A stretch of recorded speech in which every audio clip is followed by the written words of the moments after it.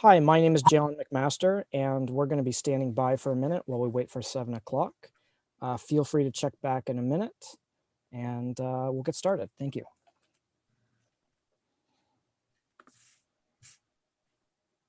All right, I am going to tweet out then, and let's just wait just a minute here.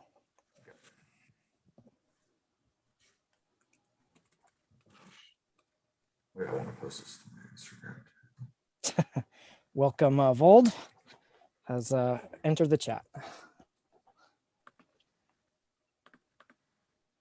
And we got Mike Brown. Hi there.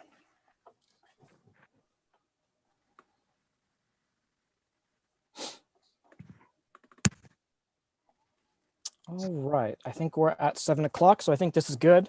Ryan, you ready? Ready? Sure, I'll just do a quick introduction.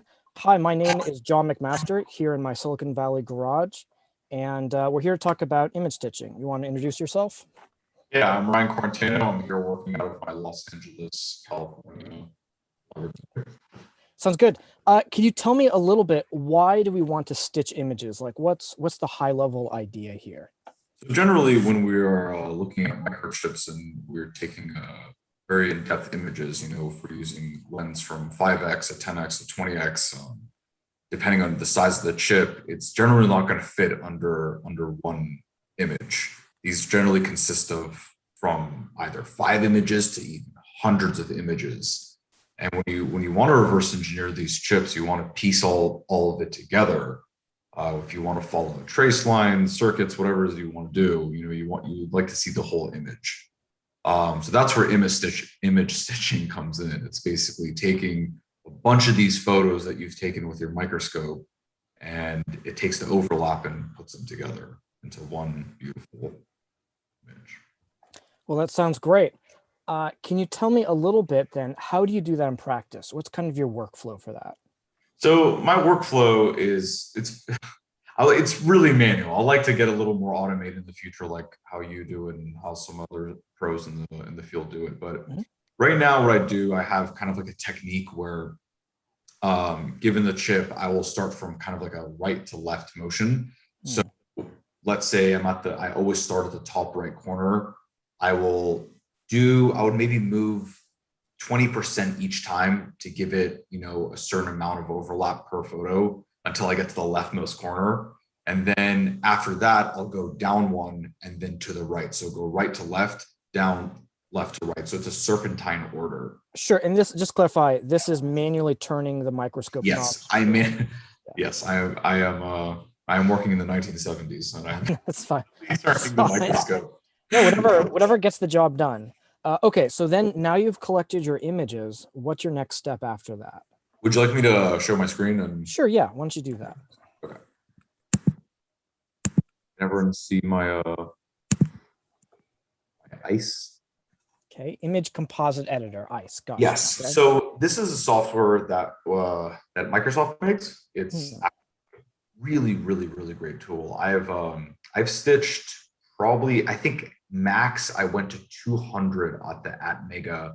I think it was 200 images at 20x or something like that. And it took about an hour to stitch, but it ended up doing the job. I think after about 250, it starts to work out a little bit, and you have to start going to more customized tools like John McMaster is going to use. But I can show you how this works and why it's a really good tool for kind of like simple stitching. Sounds great. Why don't you take us through it?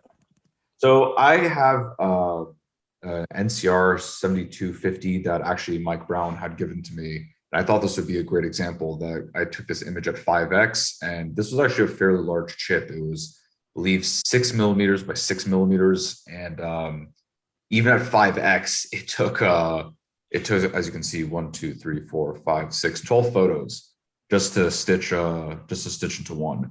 And normally, just to give you an example, when working with chips, at 5x, it maybe takes me at most like 3 or 4. So it's a fairly large chip.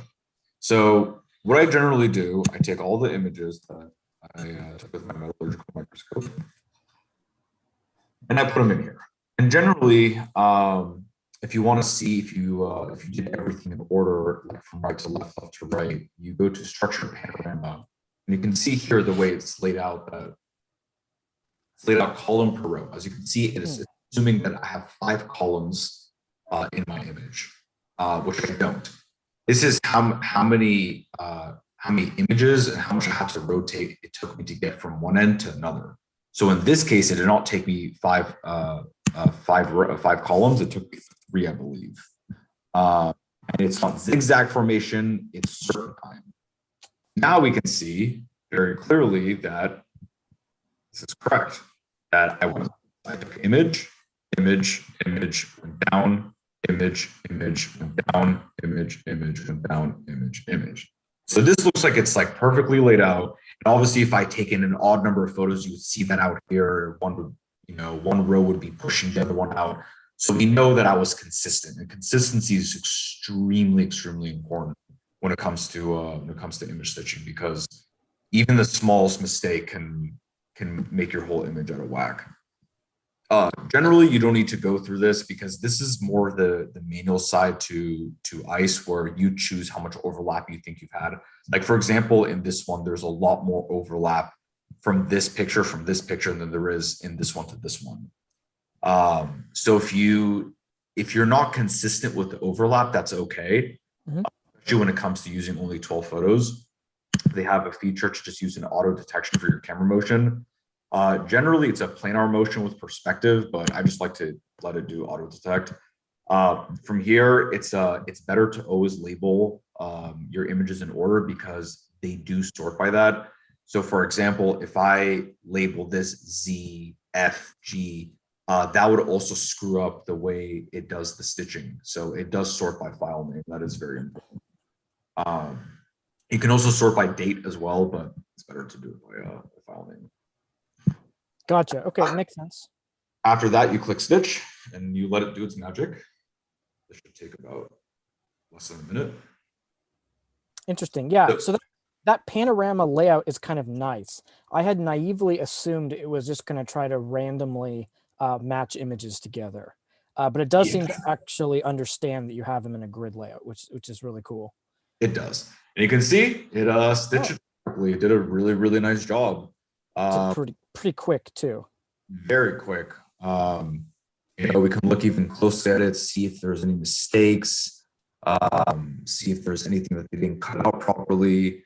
But it looks like in this case, it did a fairly fantastic job. After this, you can go straight to cropping it. What's in the way? Let's zoom. Zoom icon goes away. All right, there we go. So what is this? Kind of like a grid behind it. Is that? Oh, the grid's gone. Oh yeah, I can go back to that. Does that mean anything, or is that just? Yeah, so this is for rotation. So sometimes, sometimes if you don't have an automated XY stage on your microscope, things can be a little bit tilted. In this case, I happen to get a really, really good rotation. Yeah. Sometimes it will literally look like this. I see. Okay. And when you want to crop it, it's not going to crop very evenly. Sure. So you can mess with the rotation and make sure it's like perfectly aligned. In this case, I don't have to do anything.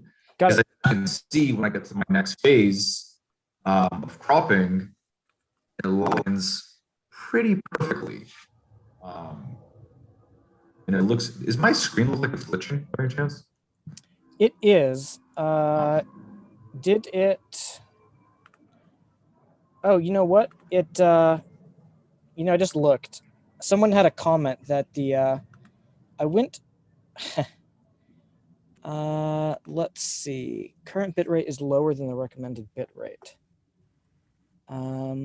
It looks like there was I've had this issue in the past where I go to upcoming streams and it selects the wrong one. So it looks like perhaps we're having also a technical issue there, but that's okay. We're being recorded. I think we're going to have to just roll with this.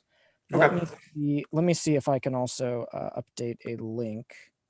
Would you like me to keep going?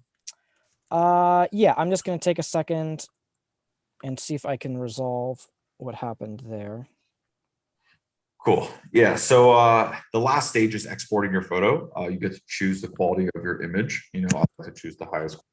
So I'll go to 100, but keep in mind the higher quality you go, the higher the file size is going to be. So let's go to 95, because the difference between 95 and 100 could make actually kind of a big difference. It's still super quality. So export to disk. I'll give it a name. Generally, within the statistics, I'll also index it with what the directions I use. So I'll say 5x and what exactly I'm looking at. And this will be like the overview of the chip. I'm looking to So I'll save see. it.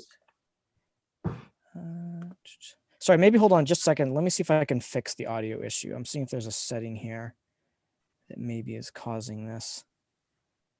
Can you say something to test? Test. Test. Okay, I think you're good for a second. So maybe just keep going. Cool. So after the image is saved, you can see and verify in Windows Preview that everything stitched perfectly. And then from here, we examine. Sec for preview to load. It's a little bit stuck.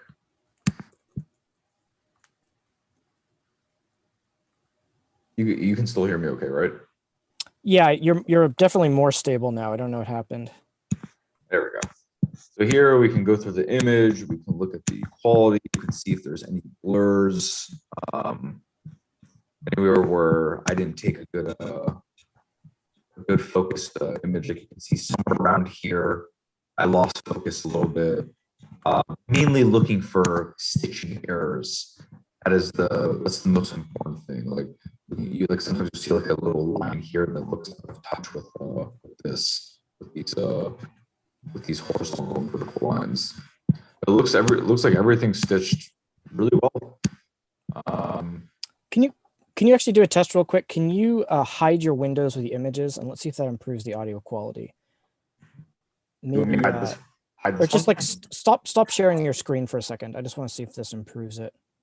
And say something. No, it still has the audio issue. How well can you hear my audio? I can hear you perfectly. I see. Okay, I think we'll just have to roll with this and make the best of it. It's fine. I'm done with my Okay. Let's see. I think the audio is Ryan Zoom. Mike Brown is suggesting maybe you need a headset. But anyways. Okay, then. I'm going to switch over to my side. Well, thank you very much, Ryan. And what I'm going to do is talk a little bit about XY stitch. So I'm going to share my screen. And I guess I'll just share the whole desktop. And okay, let's talk about real briefly what this project is and why it exists. Same basic issue that Ryan is trying to solve. I take a lot of microscope images and I need to stitch the individual images, which are relatively high resolution, but don't cover the whole chip, into one large image that covers the whole chip. The issue is, well, there's a couple of issues. I started trying to use some open source software called Hugin and Panotools. Ryan, have you used Hugin, however it's pronounced? Have you used that tool by chance? Yes, I have a kind of a funny history with that tool. Okay, I've tried to use it. I've failed miserably. Yeah, and it's one of the issues with this tool, I would say, is it's almost a framework in some ways. It's not that quick, easy, out of the box experience like Ryan got from the ice. But if you want to do more advanced operations, it does have a lot of knobs to it. And this does make it a little more daunting to get started. But once you kind of learn about the ecosystem a bit, it does allow you to do things like very large image stitches, which is kind of the strength of XY Stitch. It was started initially because I had a very low power laptop and I want to do gigapixel stitches without a lot of RAM or CPU power. And so, or especially RAM, which was required for a lot of images. And with that in mind, what it aims to do, at least originally, was to basically break up a large image stitch into a lot of smaller, easier stitches, and then combine them into one large image in the end. And this is also important too, because in some instances, I also would produce a JPEG that is larger than the maximum possible JPEG size. And so also by kind of being able to split up into some sub-images, I'm able to also generate these obnoxiously large images without too much issues. Does that make sense so far, Ryan, and our viewers? Yep. And can you keep an eye on the YouTube comments while I'm over here, just in case? Okay. All right. with that in mind, let's just kind of dive in and go through some of the steps. The first step is basically you need to do a feature recognition. And this is basically was kind of done automatically in Ryan's case. The stitcher will kind of look to say like, oh, hey, there's this speck of dust over here, and we see it in 2 images. Let's actually see if we can bring up maybe something as an example. And they call those control points, correct? Yes, control points. So what I'm going to do, so let's go over here. And I'm just going to look at some documents here. I'm sorry, look at some images. And this is a relatively low feature image, which is part of the reason why I selected this, is a lot of image stitching softwares have trouble with an image like this. But my software, due to some special features, which I'll talk about, can actually do this reasonably well. Specifically, what this image set is, I was trying to get to the center here. You can see a little better. This is a chip from the latest Skywater chip run. Ryan, do you by chance know what the Skywater project is with the Google? Is that from Intel or Google? No, it's kind of this Google Skywater, I should say. They're trying to do these open source chip design tools. And I got some of the dies back from their latest test and took some photographs of them. Oh, nice. So this one in particular, I believe, is an Open RAM test chip.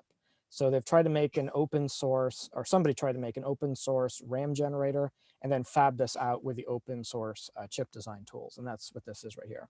And part of what happens is with this so-called shuttle run, are you familiar with the term shuttle run? No. Shuttle run is you're not making a production chip run yet, which is pretty expensive because you need to make all these masks and what like that.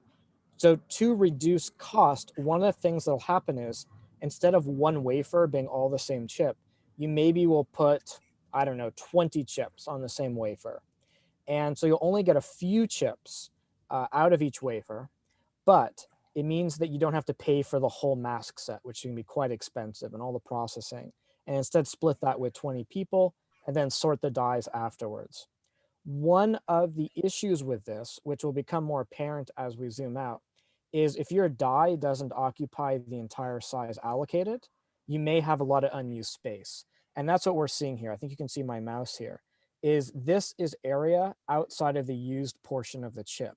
You can see here the normal bond pads here. And if they had made their own wafer, the chip would have been cut out here. So this up here is all just filler space from the shuttle run.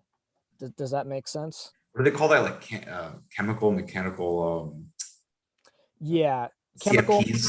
Yeah, chemical mechanical polishing fill. Yes. Or CMP fill. So basically, what's happened is all of the unused space has been filled in, and this makes the manufacturing process more consistent for the areas that you don't use.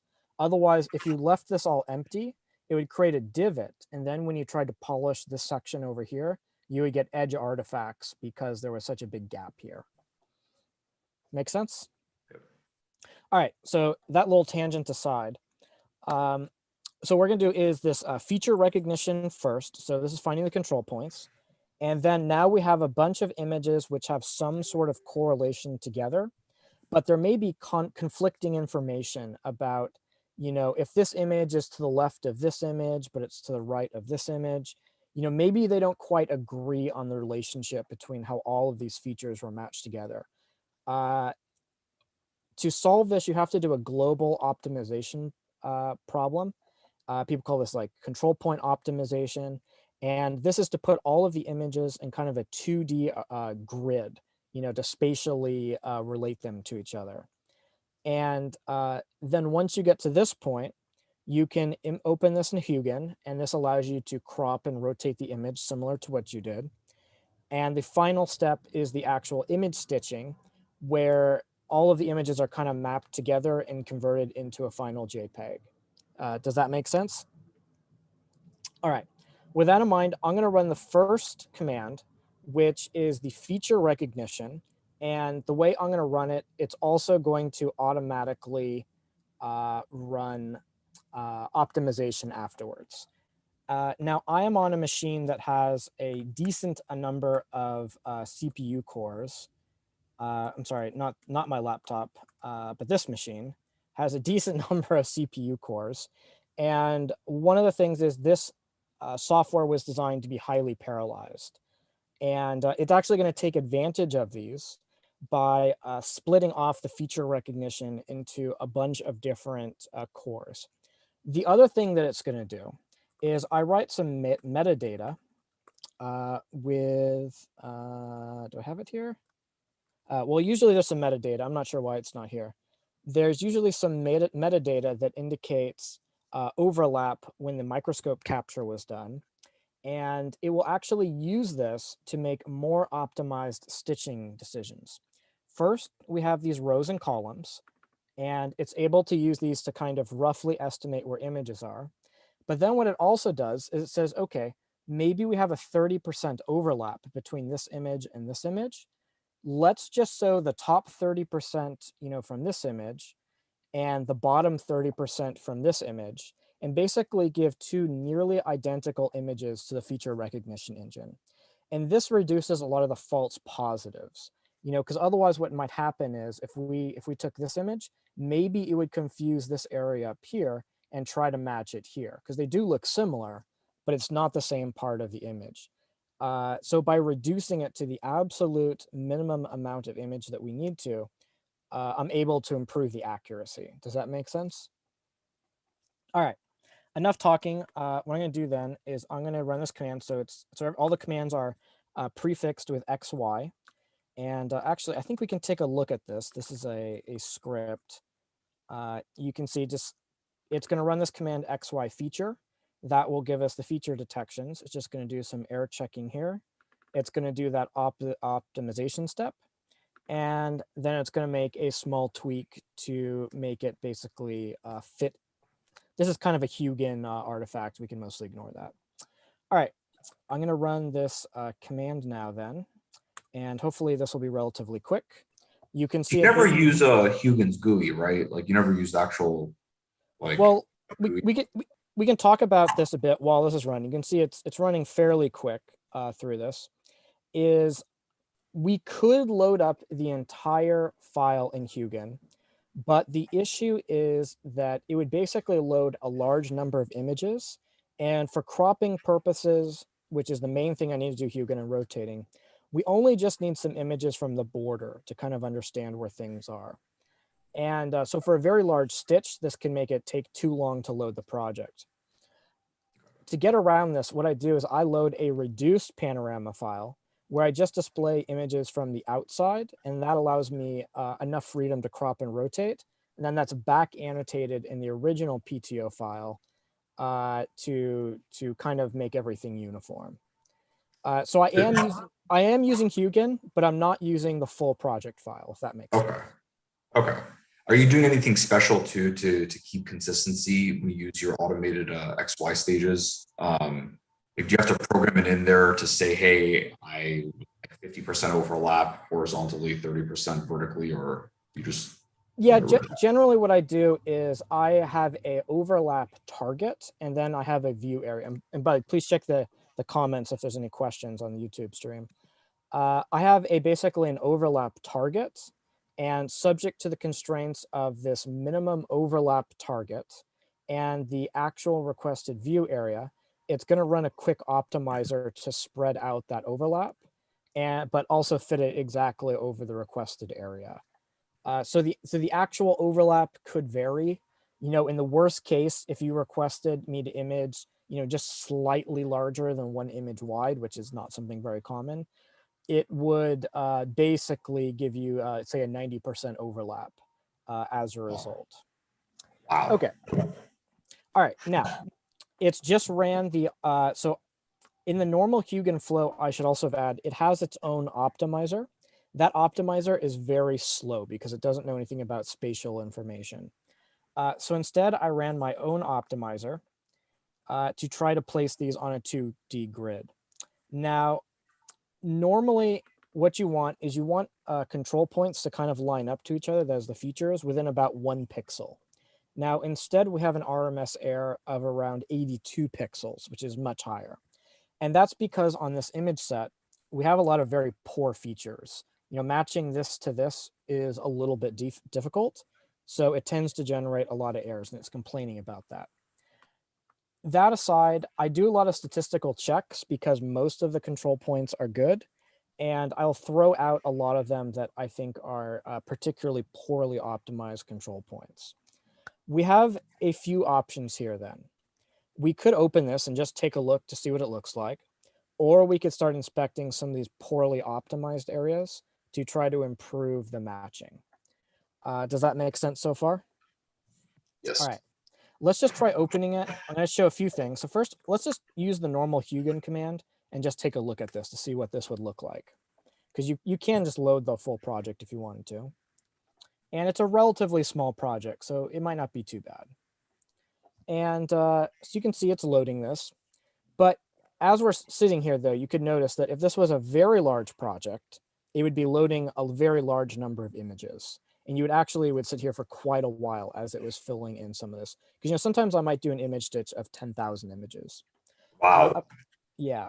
A few other things to notice. The middle, which is the more detailed area, this looks fairly good. There's not a lot of problems here. Most of the problems are kind of out here. With that in mind, what I would recommend doing is go to layout, and you can see kind of a heat map of where it had optimization issues. We could go, for example, here where we looked at the spacing doesn't really look right. This is a good example of a place that, hey, maybe there's some kind of something bad here. And if we wanted to, we can actually see, maybe let's look at a good example first, something that's probably done correctly. Let me page through these just a bit more. Okay, here's a good example. So this is what control points should look like. We see some features here, and then we see basically the same point cloud up here. Does that make sense? Yeah, you can even create your own control points if you needed to. You can, yeah. Let's go back to that. Now let's look at, I don't know, one of these. Notice how these don't form the same cloud shape. There's this green one's here, but this blue one's to the left here, and it's down here. These are inconsistent. It's a bad solution. And you also can see the distance varies quite a bit. So I would actually just call these bad, and I'm just going to delete them. And what I might do to improve the stitch then is kind of go around and manually tweak these. At least enough of them to the point where the statistical optimizer was more reliable. Now, once again, though, this assumes that I can load up this whole project and do this type of tweaking. Let's take a look. If this was a larger project, how would I do this? So I'm going to quit out of here, and let's show a few things. So first, instead of running Hugin, I'm going to run XY Hugin just to show you what this crop mode would look like. And we load this up now, and now you can see it's dropped a significant number of images. And if you remember, it took a considerably longer to load. And if we wanted to now, we could now just go and crop this. And I wouldn't recommend doing this yet because the stitch is still pretty ugly. But this would be an option, and we also could rotate this if we wanted to. If you want to say, oh, go down there, whatever. We're going to come back to this in a minute, though, once we fix up the optimization a bit more. Okay, so I'm gonna close out of here for now, and we're going to run a different command, which is XY CP Hugin as in control point in Hugin, and this is going to find the worst optimized part of the project and just bring up a small portion of the project with that. Now we're a relatively small project, so it probably won't be as dramatic. But we also can set a window size. All right, now you can see we didn't get the full project, but just a corner of it, right? And it's saying it really didn't like this bit. And now a lot easier. One of the issues, for example, is if I were to delete a control point in Hugin, it's actually very slow. This is, I don't know if I want to call it a bug in their software, but kind of a performance issue that becomes quite bad for larger projects. So this also allows me to much more quickly work on this. Now here, these look about the same to me, so I don't think there's probably anything wrong. Just at a quick guess here, let's take a look at maybe a few of these others. I see very inconsistent distances here. So I'm going to go and just delete a lot of these that look suspicious. Because also, most of the time, as long as I get a stitch which is close, especially for areas like this, it's good enough for me. It doesn't have to be artistically purpose. So if I delete even all of the control points, what it'll do is it'll interpolate the position based on how it sees the movements on the XY stages. And for most purposes, that's basically good enough. Does that make sense? Yeah. But yeah, so it's better to delete bad data and have it guess than it is to have bad data in here. So if you delete all the control points and then try to stitch it together with some of the images having no control points with each other, it will still make an assumption, even though the control points are gone. What we need to do though is we're going to remove a full control points and we need to rerun the optimizer. And then once So you still need to rerun. Okay. So you yeah, we'll just do this one last thing and then we'll go do that. So just for illustration right here, you can see these 3 control points are roughly consistent, but this 3 is bad. So if I had to make a quick guess, this one's probably bad and the rest are okay. So I'm just going to delete just that one. Does that make sense? Yeah. Okay, I'm going to close this. And if you remember earlier, we had an RMS error of say, I think it was like 84 or something like that. I'm going to run that same optimizer we ran before. So I'm just going to show this again. We're going to run this command and it's going to run and see if we get a better value now that we've removed a few of the bad control points. Okay, and now that's 78 here, so that's a little bit better. If we spent a little bit more time removing some of the bad control points, it would give us a better value. And I also just want to emphasize here, I intentionally chose a very hard to stitch project. Most stitches I do, I don't have to do any manual tweaking at all. So this is just kind of an unusual thing. Anyways, it's actually good because with chips like purely RAM chips, every single image, it's almost identical to one another when you're stitching them, and a lot of stitching software tends to freak out and can't find good control points. Yes, and that's one of the big strengths of this tools. I would also say a piece of advice is I would focus on getting images in the border correct. Generally, if you can get a very strong border, which also tends to have a lot more features, the rest also tends to align a lot better. I'm just going to crop this loosely just for our purposes. In fact, maybe even I'm going to do just a smaller, actually, no, we'll do the full thing. I can do the full thing. And okay, so let's say, so we crop this, we could rotate this here. I demonstrated this earlier, but I'll just put I don't know, some little angle there just for kicks. You can adjust this. I wouldn't touch yaw and pitch. Those are more for 3D stitches, and this is not a 3D panorama, so don't generally touch those. All right, let's save this and quit. Now, going back to the high powered computer over here, there is now this command XY tile stitch. It will generally prefer to stitch the very largest images that it can safely fit in RAM and complete within a reasonable amount of time. But for demo purposes, what I'm going to try to do is I'm going to see if I can tell it to stitch to a bunch of much smaller images to accelerate how fast it can complete. And the way this is done is there's a parameter called STP, which is super tile pixels. And what a super tile are these kind of mini projects it creates as part of a full-size panorama.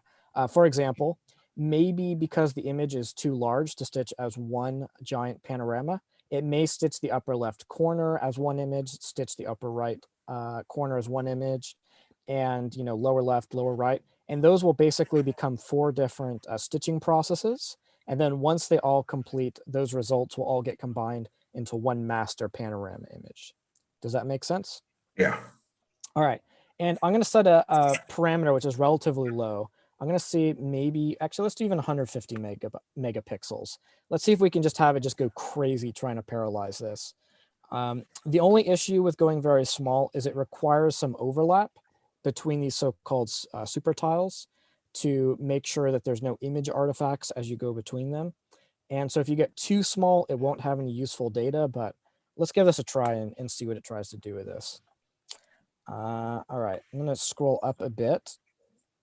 and I'll describe a little bit what it's doing while it's processing. Oops, if I can scroll up a bit.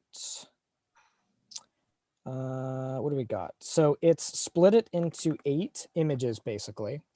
And so it's going to stitch 8 different super tiles, and then it'll combine all those little mini stitches into one big stitch.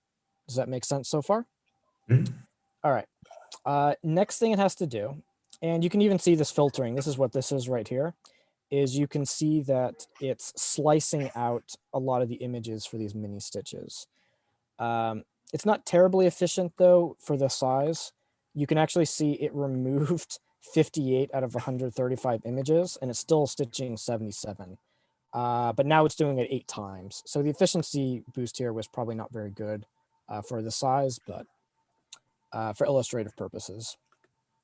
Anyway, Do you ever run to issues where it kicks some images out? Because I've had that with ice where it's like you have 56 images total, let's say, and it says it can only do 54 out of 56. And you're like, well, there are a few instances, depending on the overlap, where it may just kick out an image for one reason or another.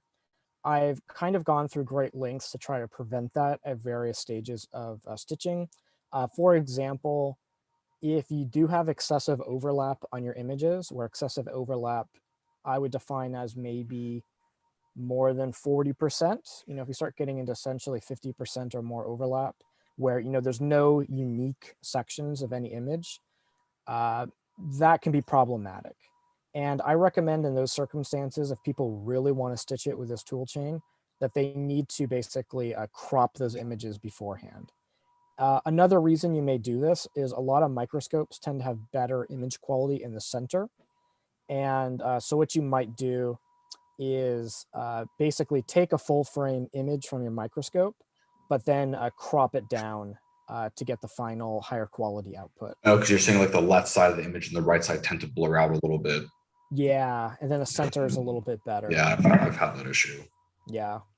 Now, what it's done is the first step was so-called Nona, and it's now done this for all the super tiles, that is these mini projects, where it said, okay, these are the settings. I'm going to render your JPEG to this kind of master canvas that will put that image in its final position in the output file, but it's not combined with the other images yet, but it's in the right position. If you kind of took Photoshop and you just kind of pasted all the images together, you get something that's reasonable for an image stitch.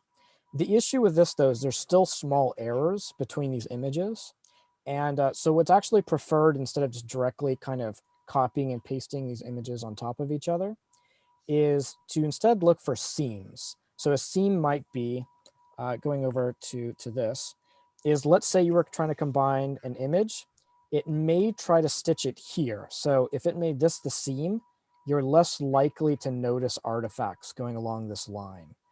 For example, if it didn't quite match 2 images with this area correctly, doing the actual border between the images here may elongate this or shrink it, as it's trying to fit 2 frames together, but it wouldn't make it so you saw like half of this line here and then it kind of ends over here. So by very carefully choosing where in an image that you actually do the copy and pasting, you can get a more visually appealing final result without jagged edges. Does that make sense? Yeah. Okay. And that's what this process is right now, is it's doing some matching on that to try to figure out where those optimal parts are.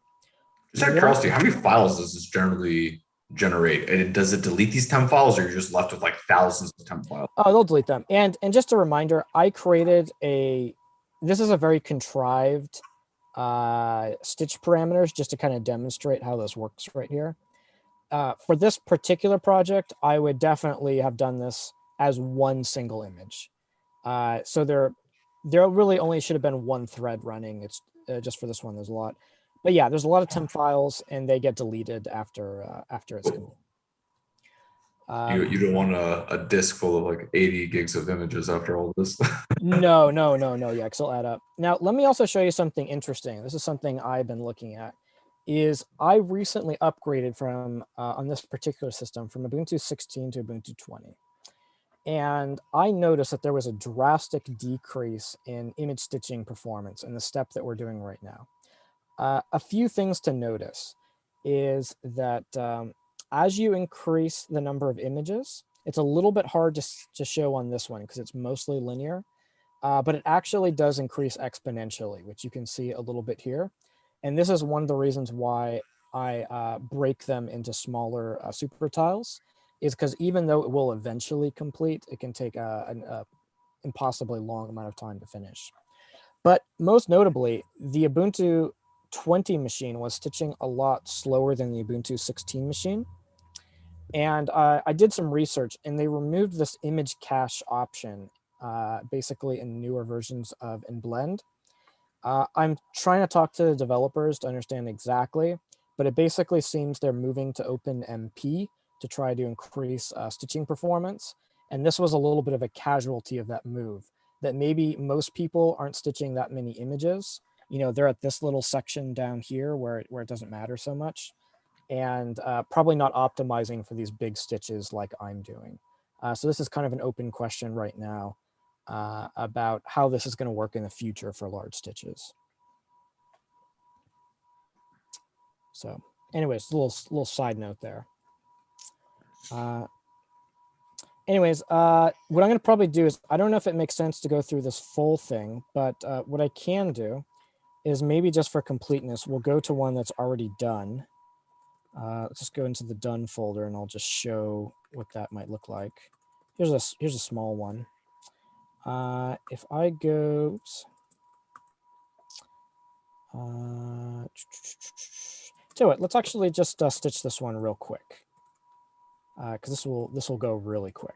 So I'm just going to stop this, and I'm just going to stitch this very small project, and I'll just go through the whole thing really quick.